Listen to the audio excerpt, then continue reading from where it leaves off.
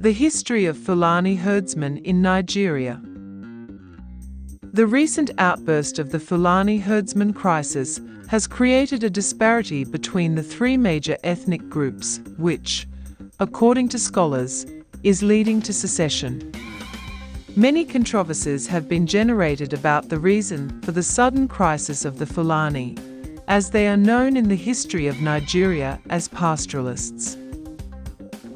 Fulani herdsmen, as the name implies, are people whose primary occupation is breeding livestock and who are based largely in the Sahel and semi-arid parts of West Africa. However, according to research, Fulani herdsmen have continued to move south into the savanna and tropical forest belt of West Africa as a result of civilization. Fulani herdsmen are now found in countries like Nigeria, Niger, Senegal, Guinea, Mauritania, Mali, Burkina Faso, Ghana, Benin, Côte d'Ivoire, and Cameroon, among others. Research has it that they live in the southeastern and northeastern regions of Senegal. Also, their minority group known as the Fula are found in several of these nations. According to the most recent index study, Fulani herdsmen's attacks in Nigeria between 2020 and 2021 claimed thousands of lives across 5 Nigerian states, primarily in the middle belt of the country rather than the Boko Haram-dominated north. Additionally, they have a history of planning strikes in the Central African Republic, especially in West Africa, which has been labeled part of the cause of socioeconomic problems in the country. In this piece, Nation Voice Tower examines the history of the Fulani herders and the foundation story of the Fulani herder crisis. History. The Muslim theocracy known as the Fulani Empire ruled over Western Sudan throughout the 19th century. Furthermore, in the 14th century, the Fulani, a people of unknown ancestry, migrated from Futa Toro in Lower Senegal to the east. By the 16th century, they had settled at Makina, known as the upstream from the Niger Bend, by the Niger River, and were moving eastward into Hausaland. Some moved to Adamawa in the 19th century, which is located in northern Cameroon. Many Fulani continued to live pastoral lifestyles. However, some, especially in Hausaland, gave up their nomadic lifestyles, made their homes in established urban areas, and converted to Islam. Usman Dan Fodio, 1754 to 1817, a Fulani jihad leader, who resided in the northern Hausa state of Gobir, known as the northeast of Sokoto, fought with the local authorities in the 1790s. History has it that he incited the Hausa people to revolt by decrying the Hausa kings as little more than pagans. The jihad, or holy war, swept over Hausaland and, repulsed only by the eastern kingdom of Kanem-Bornu, encompassed Adamawa, New, and Yorubaland to the south.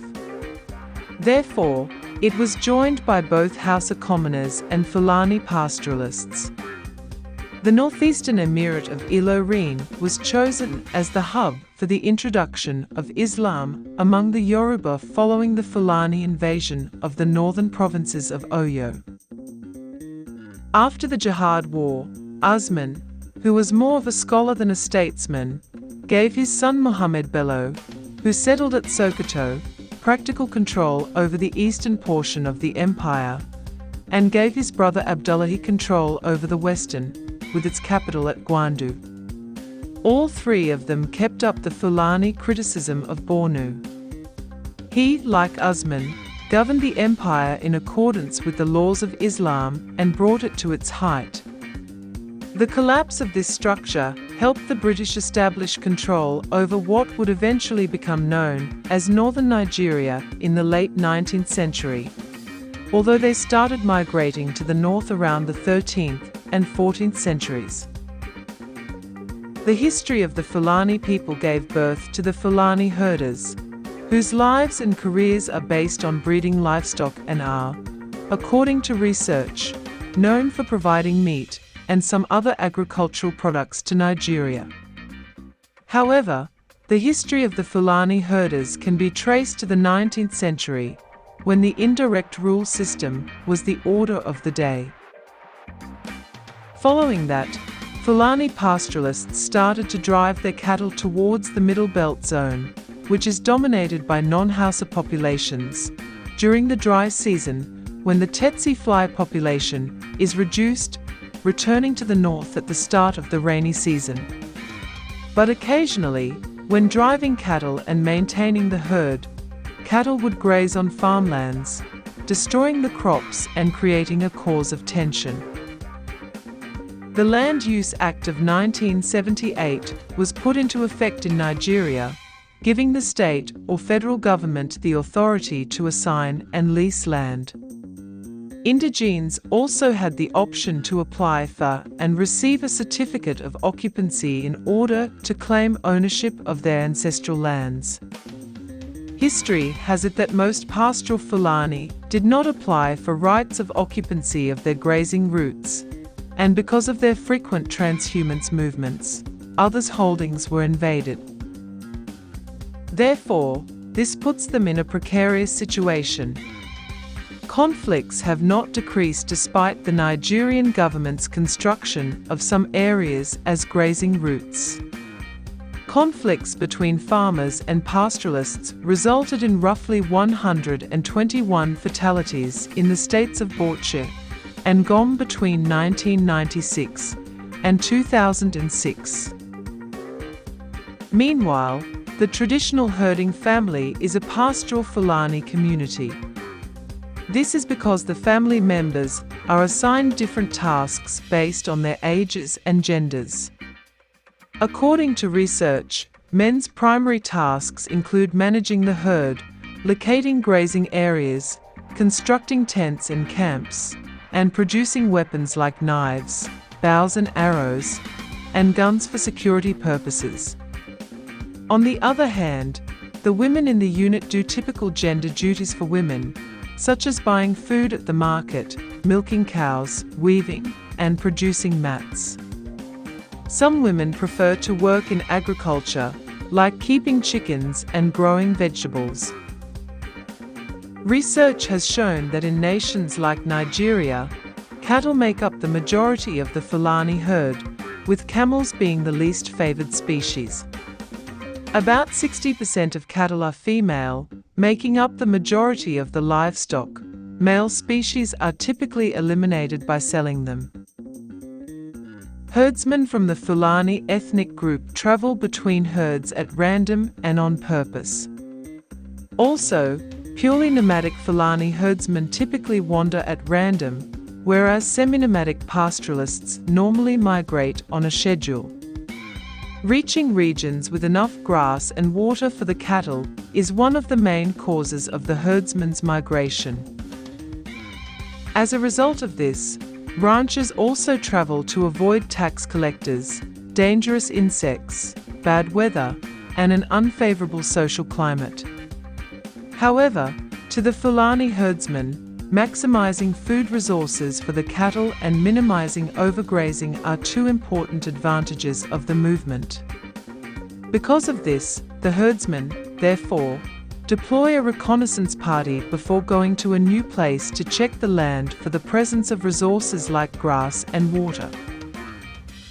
According to research, because of environmental factors that limit the amount of land that can be used for agriculture, which results in less fierce rivalry for land between farmers and herders, Fulani pastoralists have historically grazed in areas near the arid Sahel regions of West Africa. Fulani pastoralists are now in conflict with farmers for grazing routes as a result of their progressive southerly migration to the Guinea savanna and tropical forest regions following repeated droughts in the arid Sahel regions. Along with population growth, farmers have relocated further north. Fulani herders attack in Nigeria. The conflicts between herders and farmers in Nigeria have a long history and can be traced back to the pre-colonial era before the 1900s. However, due to population pressures, climate change, and a number of other causes, these conflicts have significantly worsened recently. History has it that herders and farmers used to collaborate on a system known as Bertie during the British colonial era. Under this system, local authorities, farmers, and herders mutually agreed to set up designated migration routes for herders. The Bertie system, however, broke down around the 1970s as tensions grew as farmers asserted control of more and more property along cattle movement routes. While previously herders were unable to keep their cattle on a large scale due to tropical diseases in humid climate zones, modern treatments have also made it possible for herders to migrate their livestock further south into the tsetse fly zone in the south. However, the tsetse management initiatives, beginning with those started by the British colonial authorities, have lessened the risk of illnesses like trypanosomiasis. In order to keep their animals alive, herders can now easily acquire medications for trypanosomiasis and dermatophilosis. Herders have also interbred trypanosome-intolerant zebu cattle with trypanosome-tolerant humpless varieties during the past few decades, enhancing the cattle's resistance to tropical diseases. All of the above-listed factors have made it possible for Fulani herders to migrate widely into Nigeria's southern regions, where there is a high demand for beef and other meat products in the country's populated southern towns and cities, making it simple for them to sell their livestock for higher prices.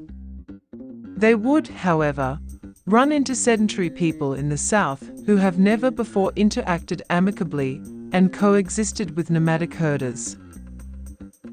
Research reveals that more than 19,000 people have been killed and hundreds of thousands more have been displaced as a result of farmer herder violence since the Fourth Nigerian Republic was established in 1999. It was part of a trend that saw farmer herder conflicts rise across much of the Western Sahel as a result of an increase in agriculturists and cultivated land at the expense of pasturelands, resulting in deteriorating environmental conditions, desertification, as well as soil degradation, population growth, and the failure of traditional conflict resolution mechanisms for land and water disputes, which led to the spread of small arms and crime in rural areas. Many people have developed ethnic and tribal militias and self-defense units as a result of violence and insecurity, which has resulted in additional violence. Reports gathered affirm that the majority of farmer-herder conflicts have involved Muslim Fulani herdsmen, escalating tensions. Research has shown that conflicts between farmers and Fulani herdsmen have resulted in the deaths of over 121 people in the states of Bauchi and Gom between 1996 and 2006. Furthermore, since 2016, battles between farmers and semi-nomadic herders have claimed thousands of lives. Thanks for watching. Please share, like, and subscribe. Thanks.